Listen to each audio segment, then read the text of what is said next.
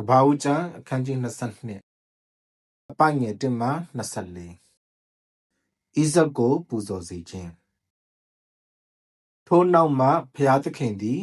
အာဗြဟံကိုစုံစမ်းခြင်းကအာဗြဟံဟုခေါ်တော်မူ၍အာဗြဟံကအကျွန်ုပ်ရှိပါ၏ဟုလျှောက်လျင်သင်သည်အလွန်ချစ်သောတယောက်ထဲသောသားဣဇက်ကိုယူ၍မောရီပြည်သို့သွားလော့ငါပြက်လက်တတ်သောတောင်ပေါ်မှာသူ့ကိုမီးရှို့ရာရစ်ပြု၍ပူဇော်လော့ဟုမိန့်တော်မူ၏အာဗြဟံသည်နံနက်စောစောထ၍ညီးကိုကုန်းနီးတင်ပြီးလျင်မိမိသားဣဇက်နှင့်ငယ်သားနှစ်ယောက်ကိုခေါ်၍ရစ်ရှို့စရာထင်းကိုခွဲပြီးမှဖျားသခင်မိန့်တော်မူသောအရပ်သို့ထသွားလေ၏သုံးရက်မြောက်သောနေ့၌မျှော်ကြည့်၍ထိုအရပ်ကိုအဝေးကမြင်လျင်ငယ်သားနှစ်ယောက်တို့အားသင်တို့သည်ဤအရပ်၌ညီးနှင့်အတူနေရကြလော့ငါသည်သားနှင့်အတူထိုအရပ်သို့သွား၍ကိုးကွယ်ခြင်းကိုပြုအံ့ထိုအမှုပြီးမှသင်တို့စီသို့ပြန်လာဦးမည်ဟုဆိုလေ၏ထိုအခါရစ်ရှို့စရာထင်းကိုယူ၍သားဣဇက်အပေါ်မှာတင်ပြီးလျင်မီးနှင့်ဓားကိုမိမိလက်၌ကင်လျက်နှစ်ယောက်အတူသွားကြ၏သွားကြစဉ်တွင်ဣဇက်သည်အဘအာဗြဟံကိုအဘဟုခေါ်လျင်ငါသားငါရှိ၏ဟုထူးလေ၏ဣဇက်ကလည်းမီးပါ၏ထင်းလည်းပါ၏ရစ်ရှို့စရာဘို့သိုးတငယ်သည်အဘယ်မှာရှိသနည်းဟုမေးလျင်အာဗြဟံကငါသားရစ်ရှို့စရာဖို့သိုးတငယ်ကိုဖျားသခင်သည်မိမိအဖို့ပြင်ဆင်တော်မူလိမ့်မည်ဟုဆိုလေ၏ထို့သို့နှစ်ယောက်အတူသွား၍ဖျားသခင်မိန့်တော်မူသောအရပ်သို့ရောက်ကြသောအခါအာဗြဟံသည်ရစ်ပလင်ကိုတည်၍ထင်းကိုခင်းပြီးလျင်သားဣဇက်ကိုချီနှောင်၍ရစ်ပလင်၌ထင်းပေါ်မှာတင်ထား၏မိမိလက်ကိုဆန့်၍သားကိုသတ်ခြင်းကဓားကိုကန်ယူလေ၏ထိုအခါထာဝရဘုရား၏ကောင်းကင်တမန်ကအာဗြဟံအာဗြဟံဟုကောင်းကင်ပေါ်ကခေါ်လေ၏အာဗြဟံကအကျွန်ုပ်ရှိပါ၏ဟုလျှောက်လျင်ထိုလူလင်ကိုမထိမခိုက်နှင့်အလျှင်းမပြုနှင့်သင်သည်ဖျားသခင်ကိုကြောက်ရွံ့သည်ဟုယခုငါသိ၏အကြောင်းမူကားသင်ဤသားသင်၌တယောက်ထဲသောသားကိုငါတောင်း၍သင်သည်ငါကိုမငြင်းဟုမိန့်တော်မူ၏ထိုအခါအာဗြဟံသည်မျှော်ကြည့်၍မိမိနောက်မှခြုံပုန်း၌ဂျုံညှိလျက်ရှိသောသိုးကိုမြင်လေ၏ထိုသိုးကိုတွား၍ယူပစ်လျင်မိမိသားကိုစားမီးရှို့ရာရစ်ပြု၍ပူဇော်လေ၏ထိုအရပ်ကို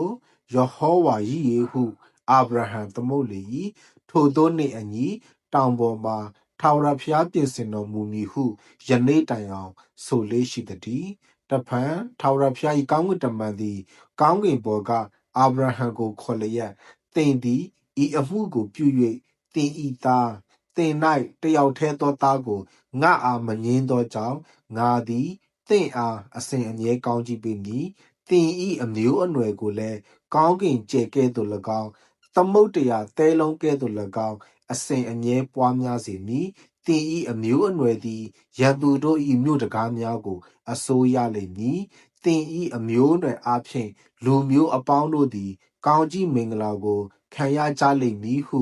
ငါ၏စကားကိုသင်နားထောင်သောကြောင့်ငါသည်ကိုတည်၍ကျိန်ဆို၏ဟုထာဝရဘုရား၏အမိန့်တော်ကိုဆင့်ဆိုလေ၏ထိုအခါအာဗြဟံသည်ငယ်သားတို့ရှိရာသို့ပြန်၏သူတို့သည်ထပြီးလျင်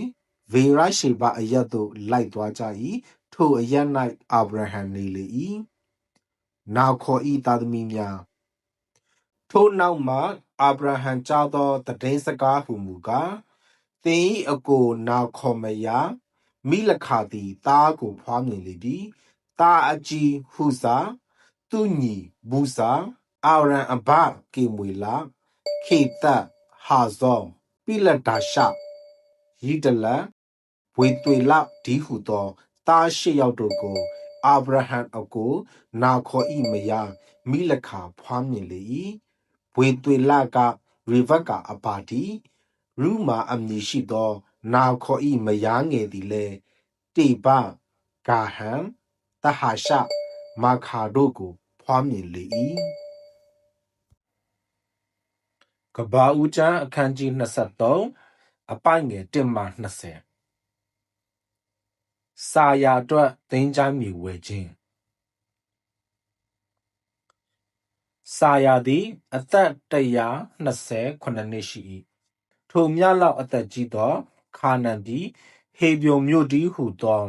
ကိရယတာဘမြို့၌တည်လေ၏အာဗြဟံသည်လည်းစာရာကြောင့်ညီးထွားငိုကြွေးခြင်းကလာ၏အာဗြဟံသည်မိမိမယားအသေးကောင်ရှေ့ကထား၍ဟေသအမျိုးသားတို့အားငါသည်သင်တို့ထံမှဧည့်သည်အာဂန္တုဖြစ်ပါ၏ငါ၏မယားအသေးကောင်ကိုမျက်ကွယ်မြုပ်မိအကြောင်းသင်တို့တွင်သင်္ချိုင်းကိုငါအားအခွင့်ပေးပါလော့ဟုဆို၏ဟေသအမျိုးသားတို့ကအကျွန်ုပ်တို့သခင်နားထောင်ပါကိုတော်သည်အကျွန်ုပ်တို့တွင်ဖျားသခင်နှင့်ဆိုင်သောမင်းဖြစ်ပါ၏အကျွန်ုပ်တို့၏သင်္ချိုင်းများတွင်ရွေး၍ကိုတော်၏မယားအသေးကောင်ကိုတကြိုပါလော့ကိုတော်၏မယားအသေးကောင်ကိုမတကြိုစေခြင်းကအကျွန်ုပ်တို့တွင်အဘယ်သူမျှမိမိသင်္ချိုင်းကိုမပေးဘဲမနေပါဟုအာဗြဟံအားပြန်ပြောကြ၏အာဗြဟံသည်ထ၍ထိုပြည်သားတည်းဟူသောဟေသအမျိုးသားများရှေ့မှဥညွတ်ချလျက်ငါသည်ငါ၏မယားအသေးကောင်ကိုမျက်ကွယ်မြုပ်စေခြင်းကသင်တို့အလိုရှိလျင်ငါစကားကိုနားထောင်ကြပါလော့သင်တို့တွင်ငါပိုင်ထိုက်သောသင်္ချိုင်းရှိစေခြင်းကဇောဟာသားအေဖရုန်သည်မိမိလေပြင်အစွန်း၌ရှိသောမက်ပေလာမြေတွင်ကိုအဖိုးထိုက်သမျှငွေနှင့်ငါအားရောက်စေခြင်းကငါအတွက်သူ့ကိုတောင်းပန်ကြပါလော့ဟုနှုတ်ဆက်၍ပြောဆို၏ထိုအခါအေဖရုန်သည်ဟေသအမျိုးသားတို့တွင်ထိုင်လျက်ရှိ၏တို့ဖြစ်၍မြို့တကားသို့ဝင်သောသူအပေါင်းတည်းဟူသောဟေသအမျိုးသားပရိသတ်၌ဟိတ္တိအမျိုးသားအေဖရုန်ကထိုတို့မဟုတ်ပါအကျွန်ုပ်သခင်အကျွန်ုပ်စကားကိုနားထောင်ပါထိုလေပြင်ကို၎င်းလေပြင်၌ရှိသောမြေတွင်ကို၎င်းကိုတော်အားအကျွန်ုပ်ပေးပါ၏အကျွန်ုပ်အမျိုးသားများရှေ့၌ကိုတော်အားအကျွန်ုပ်ပေးပါ၏ကိုတော်၏မယားအသေးကောင်ကိုတကြိုပါဟုအာဗြဟံအားပြန်ပြောလေ၏အာဗြဟံသည်လည်းထိုပြည်သားများရှေ့မှဥညွတ်ချလျက်အကယ်၍ငါစကားကိုနားထောင်ပါထိုလေပြင်အဖိုးငွေကိုငါပေးမည်ငွေကိုယူပါသို့ဖြစ်လျင်ထိုအရ၌ငါ၏မယားအသေးကောင်ကိုငါတကြိုပါမည်ဟုပြည်သားပရိသတ်တို့ရှေ့မှအေဖရုန်အားပြောဆို၏အေဖရုန်ကလည်းအကျွန်ုပ်သခင်နားထောင်ပါထိုမြေသည်ငွေလေးပိတ်သာအဖိုးထိုက်ပါ၏ကိုတော်နှင့်အကျွန်ုပ်၌အဘယ်အတွက်ရှိသနည်းကိုတော်၏မယားအသေးကောင်ကိုတကြိုပါလော့ဟုအာဗြဟံအားပြန်ပြော၏အာဗြဟံသည်လည်းအေဖရုန်စကားကိုနားထောင်သည်ဖြစ်၍ကုန်သည်သုံးတတ်သောငွေမျိုးဟေသအမျိုးသားပရိသတ်ရှိအေဖရုန်အဖိုးဖြတ်သည့်အတိုင်းငွေလေးပိတ်တာကိုချိန်၍သူ့အားပေးလေ၏ထိုသို့မန်ရီမြို့ရှိမှ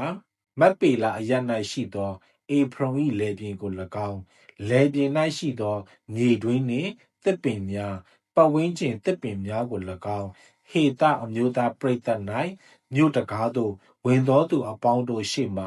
အာဗြဟံဥစ္စာဖို့လုံခြုံစွာအပေးလေ၏ထိုနောက်မှအာဗြဟံသည်မန်ရီမြို့ရှိမှမက်ပေလာလေပြင်မြေတွင်၌မယားစာရာကိုတကြိုရလေ၏ထိုအရက်ကခါနန်ပြည်ဟေဗြုန်အရက်ဖြစ်သည်ထိုလေပြင်နှင့်မြေတွင်ကိုအာဗြဟံပိုင်ထိုက်သောသင်္ချိုင်းဖြစ်စေခြင်းကဟေသအမျိုးသားတို့သည်လုံခြုံစွာအပေးကြ၏ကဘာဦးကျမ်းအခန်းကြီး24အပိုင်ငယ်1မှ60ခွန်ဣဇက်အတွက်မယားရှာပေးခြင်းအာဗြဟံသည်အို၍အသက်အရွယ်ကြီးရင်လာသည်ထာဝရဘုရားသည်အရာရာ၌သူ့ကိုကောင်းကြီးပေးတော်မူသည်အာဗြဟံသည်မိမိအိမ်သားတို့တွင်အသက်ကြီး၍ဗန္နာဆုပ်လုပ်သောသူကိုခေါ်လျက်သင်သည်ငါနေသောခါနန်အမျိုးသမီးတို့တွင်ငါသားဖို့မယားကိုမရွေးမယူဘဲငါပြည်ငါအမျိုးသားချင်းတို့ထံသို့သွား၍ငါသားဣဇက်အဖို့မယားကိုယူရမည်ဟုသင်၏လက်ကိုငါပေါင်အောက်၌ထားပြီးမှ ကောင်းကင်မြေကြီးအရှင်ဖျားသခင်ထာဝရဘုရားကိုတိုင်တည်၍ငါကျိန်ဆိုစီပါမည်ဟုဆို၏ကျွန်ကလည်းမိန်းမသည်ဤပြည်သို့မလိုက်မလာလိုလျင်ကိုတော်ထွက်လာသောပြည်သို့ကိုတော်ဤသားကိုတဖန်ကျွန်တော်ခေါ်သွားရပါမည်လောဟုမေးလေသောအာဗြဟံကထိုပြည်သို့ငါသားကိုခေါ်၍မသွားနှင့်တတိပြုလောငါအဖဤအိမ်မှ၎င်းငါအမျိုးသားနေရာပြည်မှ၎င်းငါကိုခေါ်၍တင်ဤအမျိုးအနွယ်အားဤပြည်ကိုငါပေးမည်ဟုငါအားဗျာဒိတ်တော်ပေး၍ကျိန်ဆိုတော်မူသောကောင်းကင်ဘုံရှင်ဖျားသခင်ထာဝရဘုရားသည်မိမိကောင်းကင်တမန်ကိုသင်ရှိ၌ဆေလွတ်တော်မူသဖြင့်သင်သည်ထိုပြည်မှ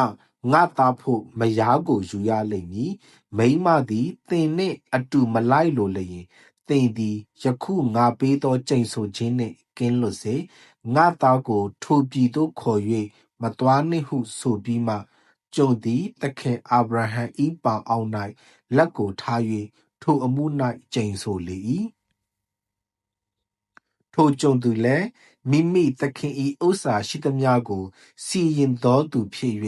သခင်ဤကလအုပ်စုထဲကကလအုပ်ဆယ်စည်းကိုယူ၍ထသွားသဖြင့်မေသောပေါတာမိတိုင်းနာခေါ်မြို့သို့ရောက်လေ၏မိန်းမများရေခတ်သောညဦးရန်အချိန်၌မြို့ပြင်ရေရင်းနားမှာကလအုပ်တို့ကိုဝစ်စေပြီးလျင်အကျွန်ုပ်၏သခင်အာဗြဟံ၏ဖျားသခင်ထာဝရဘုရားယနေ့အကျွန်ုပ်အကြံကိုထမြောက်စေ၍အကျွန်ုပ်၏သခင်အာဗြဟံ၌ကျေးဇူးပြုတော်မူပါဟုအကျွန်ုပ်ဆုတောင်းပါ၏အကျွန်ုပ်သည်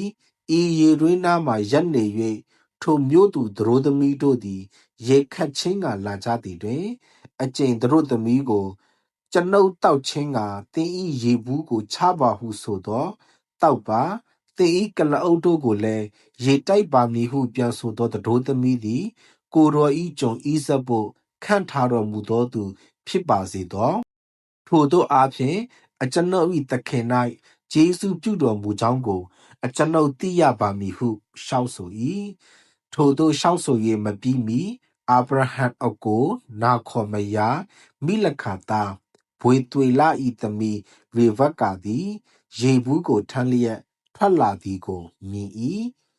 ထိုသတို့သမီးသည်အလွန်အဆင်းလှ၍ယောက်ျားနှင့်မဆက်ဆံသေးသောကညာဖြစ်၏ရေတွင်းသို့ဆင်း၍ရေဘူးကိုရေနှင့်ဖြည့်ပြီးမှတက်လာ၏ကျုံသည်လည်းထိုမိန်းမနှင့်တွေ့ခြင်းကပြေး၍သင်ဤရေဘူး၌ရေအနှဲငယ်ကိုတောက်ပရစေဟုဆိုလေသောမိန်းမကတောက်ပါလော့အရှင်ဟုဆိုသဖြင့်မိမိလက်ပေါ်မှာအလျင်အမြန်ရေဘူးကိုချ၍ရေကိုပေးလေ၏ရေကိုပေးပြီးလျင်သင်ဤကလအုပ်တို့သည်လည်းဝါစာတောက်เสียဖို့ရေခတ်ပါမည်ဟုဆိုသည့်အတိုင်းအလျင်အမြန်ဘူး၌ရှိသောရေကိုရေတိုက်ခွက်ထဲ၌လောင်းပြီးလျင်တဖန်ခတ်ခြင်းက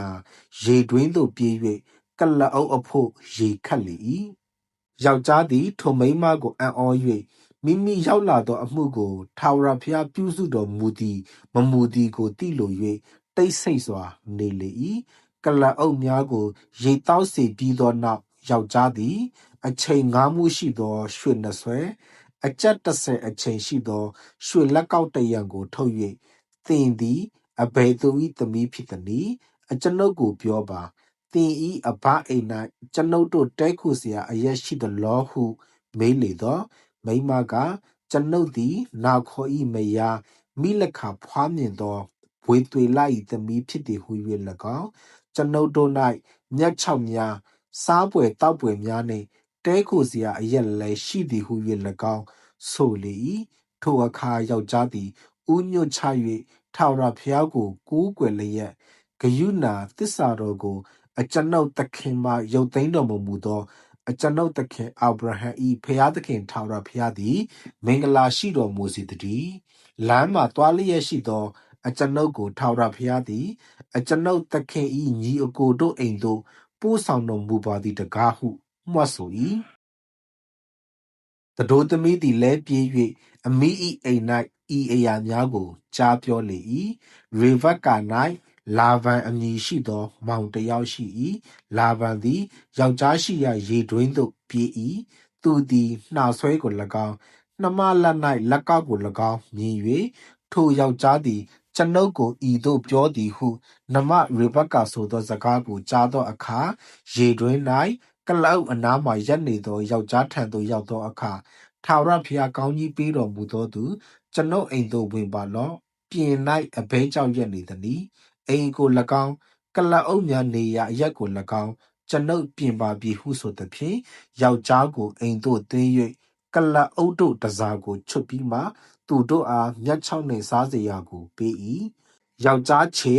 လိုက်သောသူတို့ခြေဆေးဖို့ရေကိုလည်းပေးလေ၏သူရှိမှစားစရာကိုထည့်သောအခါသူကကျွန်ုပ်သည်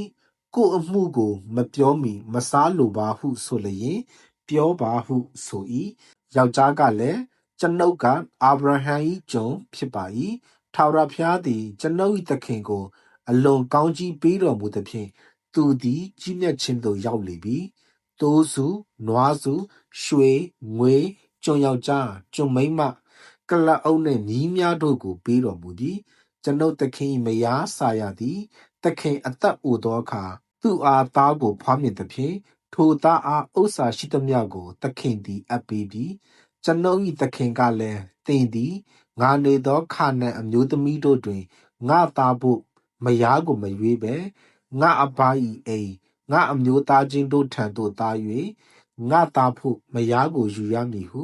အကျွန်ုပ်ကိုကျိန်ဆိုစေ၏အကျွန်ုပ်ကလည်းမိန်းမသည်မလိုက်လိုလျင်အဘယ်သို့နည်းဟုသခင်ကိုမေးလေတော့သခင်ကအကျင့်ထာဝရဘုရားသခင်ရှေ့တော်၌ငါသွားလာ၏ထိုဘုရားသည်မိမိကောင်းကင်တမန်ကိုသင်နှင့်အတူစေလွှတ်၍သင်သွားသောအမှုကိုပြုစုတော်မူသဖြင့်ငါအမျိုးသားချင်းငါအဘ၏အိမ်ထဲကငါသားဖို့မယားကိုယူရမည်ငါအမျိုးသားချင်းတို့ထံသို့ရောက်သောအခါသင်သည်ငါပေးသောကျိန်ဆိုခြင်းနှင့်ကင်းလွတ်စေမည်ဟုပြော၏ကျွန်ုပ်သည်ယနေ့ရေတွင်းသို့ရောက်ပြီးလျင်ကျွန်ုပ်သခင်အာဗြဟံဘုရားသခင်ထာဝရဘုရားအကျွန်ုပ်ရောက်လာသောအမှုကိုယခုပြုစုတော်မူလျင်အကျွန်ုပ်သည်ရေတွင်းနားမှရပ်နေ၍ရေခတ်ချင်းကလာသောအကျင့်သမီးကညာကိုကျွန်ုပ်တောက်ဖို့သင်ဤရေဘူး၌ရေအနှဲငယ်ကိုပေးပါဟုတောင်းသောတောက်ပါသင်ဤကလအုပ်တို့ဖို့လည်းရေခတ်ပါမည်ဟုပြန်ဆိုသောသမီးကညာသည်ကိုရောကျွန်ဤသားဖို့ခံထားတော်မူသောမိမဖြစ်ပါစေသောဟုရှောက်ဆို၏ထို့သောစိတ်နှလုံး၌ရှောက်ဆို၍မပြီးမီရေဘက္ကာသည်ရေဘူးကိုထမ်းလျက်ထွက်လာသဖြင့်ရေတွင်းသို့ဆင်း၍ရေခတ်သည်ကိုကျွန်ုပ်မြင်လျင်ရေတောက်ပါရစေဟုသူကိုတောင်းလေသောသူသည်အလင်းအမြန်ပခုံးပေါ်ကရေဘူးကိုချလျက်တောက်ပါလော့တင်ဤကလအုပ်တို့ကိုလည်းရေတိုက်ပါမည်ဟုဆိုသည့်အတိုင်းကျွန်ုပ်တောက်ရ၏ကလအုပ်တို့ကိုလည်းရေတိုက်လေ၏ကျွန်ုပ်ကလည်းသင်သည်အဘယ်သူ၏သမီးဖြစ်သည်နည်းဟုမေးသောသူကကျွန်ုပ်သည်မိလခဖွားမြင်သောနာခေါ်သားဘွေသွေလ၏သမီးဖြစ်သည်ဟုပြောဆို၏ကျွန်ုပ်သည်လည်းသူ၏မျက်နှာ၌နှာဆွဲကို၎င်းသူ၏လက်၌လက်ကောက်တို့ကို၎င်းထည့်ပြီးလျင်ဥညွတ်ချ၍ကျွန်ုပ်သခင်အကို၏မြီးကိုသခင်၏သားဖို့ယူစေခြင်းကမှန်သောလမ်းဖြင့်ပို့ဆောင်တော်မူသောကျွန်ုပ်သခင်အာဗြဟံ၏ဖျားသခင်ထာဝရဘုရားကိုကောင်းကြီးပေး၍ကိုးကွယ်လေ၏ယခုတွင်သင်တို့သည်ကျွန်ုပ်သခင်၌သစ္စာနှင့်ကျေးဇူးပြုမည်မပြုမည်ကိုပြောပါကျွန်ုပ်သည်လည်းလက်ရလမ်းဖြစ်စေလက်ဝဲလမ်းဖြစ်စေတလန်းလန်းသို့လိုက်သွားပါမည်ဟုပြောဆို၏လာဗန်နှင့်ဘွေသွေလတို့ကလည်းဤအမှုသည်ထာဝရဘုရားစီရင်တော်မူသောအမှုဖြစ်၏အကျွန်ုပ်တို့သည်သင်အားကောင်းမကောင်းကိုမပြောနိုင်ပါရေဘက္ကာသည်သင်ရှိ၌ရှိပါ၏ယူသွားပါလော့ထာဝရဘုရားမိန့်တော်မူသည့်အတိုင်းသင်ဤသခင်သား၏မယားဖြစ်စေဟုပြန်ဆို၏ထိုစကားကိုကြားလျင်အာဗြဟံကျွန်သည်ဥညွတ်ချ၍ထာဝရဘုရားကိုကိုးကွယ်ပြီးမှငွေဖလားရွှေဖလားအဝတ်တစားများကိုထုတ်၍ရေဘက္ကာအားပေး၏သူ၏အမိမောင်အားလည်းအဖိုးထိုက်သောလက်ဆောင်ကိုပေး၏သူနှင့်သူ၏အဖော်အပေါင်းတို့သည်စားတော့၍ညကိုလွန်စေပြီးမှနတ်၌ရန်၌ထလျက်ကျွန်ုပ်သည်သခင်ထံသို့ပြန်မရစေဟုဆိုလေသောမောင်နှင့်အမိကမိန်းကလေးသည်ကျွန်ုပ်တို့ထံမှ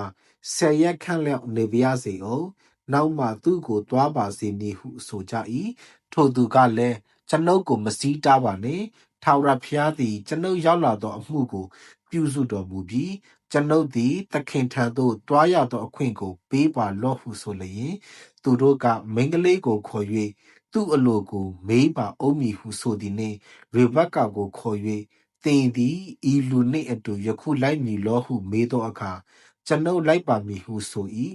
တို့ဖြစ်၍မိမိနဘရေဘက္ကာနှင့်သူ၏အထိန်းကို၎င်းအာဗြဟံကျွန်နှင့်သူ၏လူတို့ကို၎င်းလွှတ်လိုက်ကြ၏ရေဘက္ကာကိုလည်းသင်သည်ကျွန်ုပ်တို့၏နှမဖြစ်၏အတောင်အသိန်းတို့၏အမိဖြစ်ပါစေသောသင်၏အမျိုးအနွယ်သည်ရန်သူတို့၏တကားများကိုအစိုးရပါစေသောဟုကောင်းချီးပေးကြ၏ရေဘက္ကာနှင့်သူ၏မိန်းမငယ်တို့သည်ထ၍ကလအုပ်ကိုစီးလျက်ထိုယောက်ျားနှင့်အတူလိုက်ကြ၏ထိုသို့အာဗြဟံကျွန်သည်ရေဘက္ကာကိုဆောင်ယူသွားလေ၏ထိုအခါတောင်ပြည်၌နေသောဣဆက်သည်ဗေယလဟဲယောလမ်းဖြင့်ရောက်လာသည်ဖြစ်၍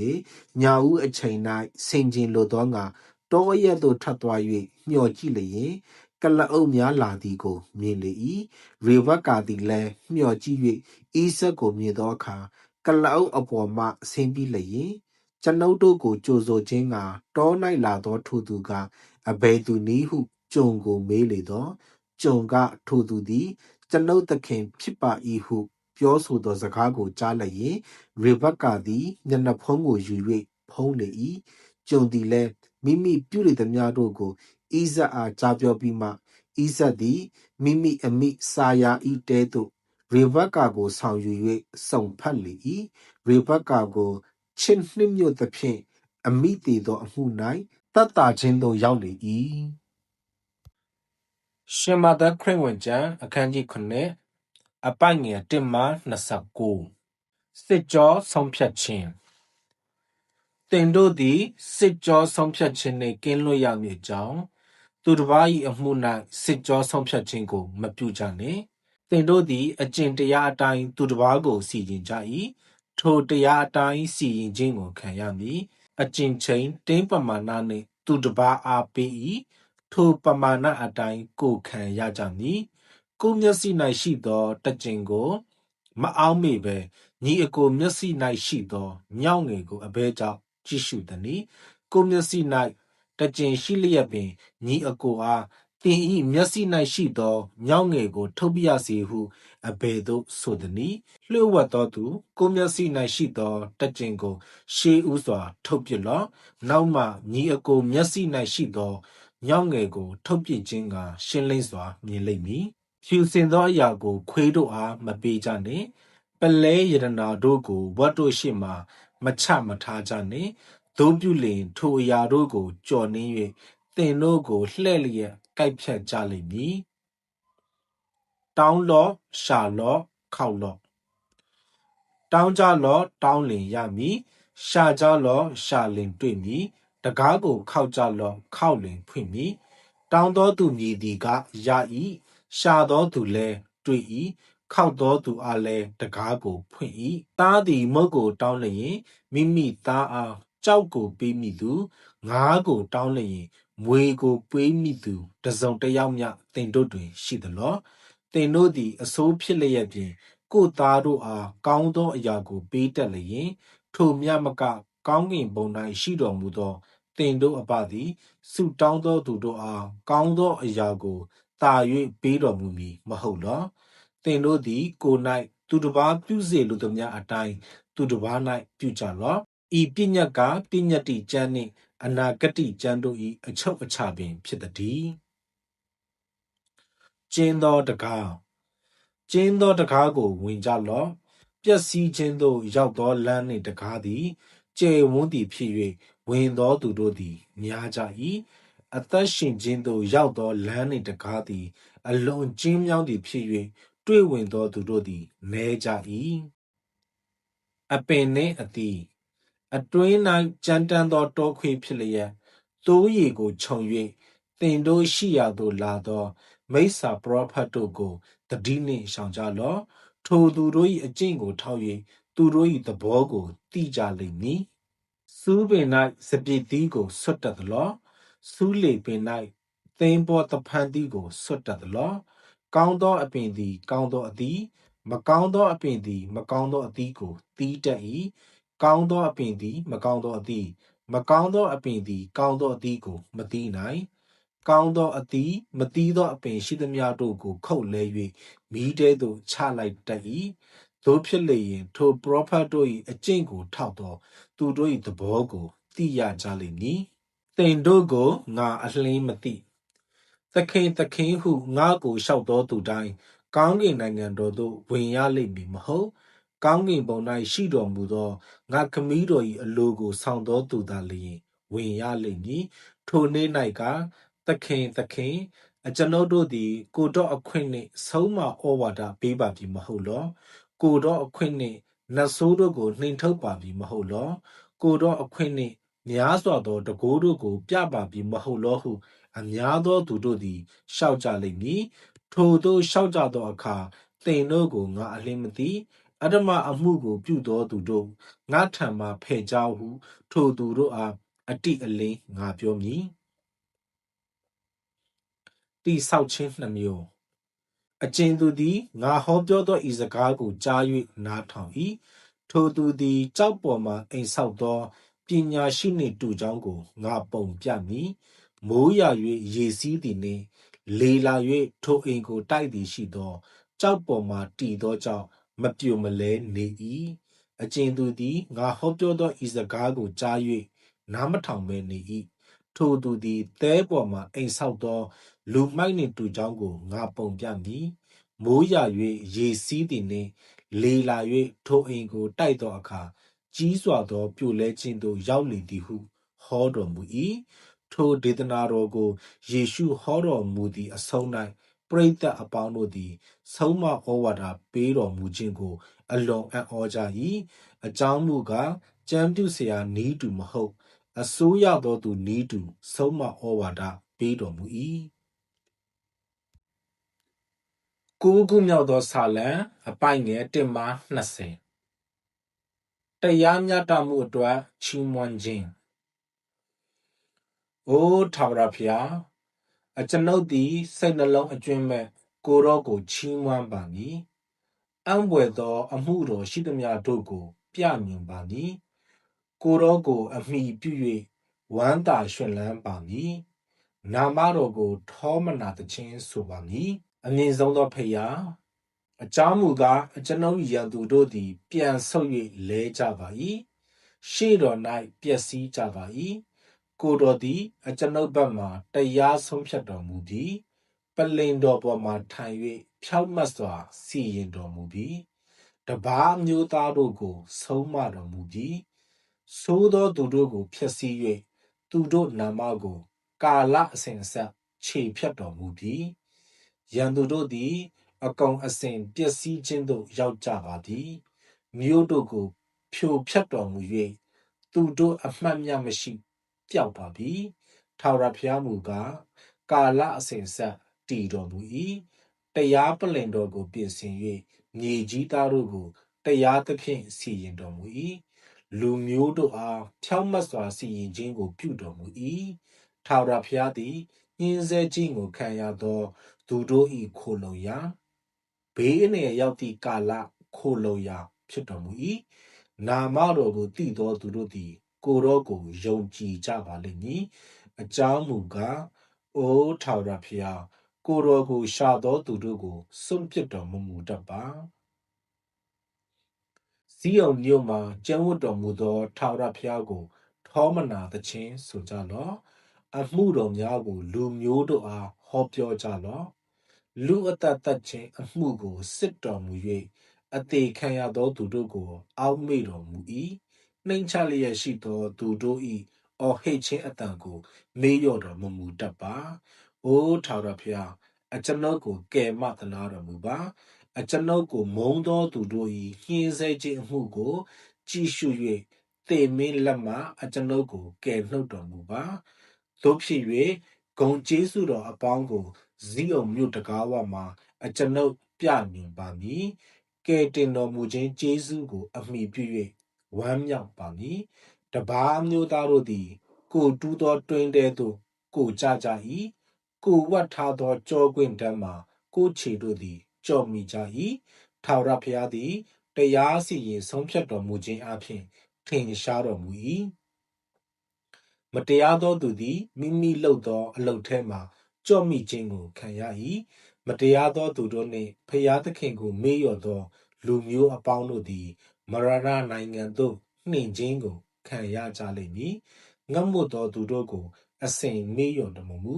ဆင်းရဲသောသူတို့သည်မျှော်လင့်၍မရဘဲအစဉ်မနေရကြ။အိုးထာဝရဘုရားထတော်မူပါလူမနိုင်ပါစေနှင့်တပါးမျိုးသားတို့သည်ရှေ့တော်၌စစ်ကြောစီရင်ခြင်းကိုခံရကြပါစေသော။အိုးထာဝရဘုရားသူတို့ကိုချောက်လန့်တော်မူပါတို့ဖြစ်၍မိမိတို့သည်လူသက်သက်ဖြစ်သည်ကိုလူမျိုးတို့သည်သိကြပါလိမ့်မည်။အိုးထာဝရဘုရားသူတို့ကိုချောက်လန့်တော်မူပါတို့ဖြစ်၍မိမိတို့သည်လူသက်သက်ဖြစ်သည်ကိုလူမျိုးတို့သည်သိကြပါလိမ့်မည်။အသက်ရှင်သောဘုရားသခင်ရဲ့နှုတ်ကပတ်တော်ကိုကြားနာဆင်ခြင်သူတူတယောက်စီတိုင်းအပေါ်မှာဘုရားသခင်ကြွယ်ဝသောကောင်းကြီးပေးပါစေ။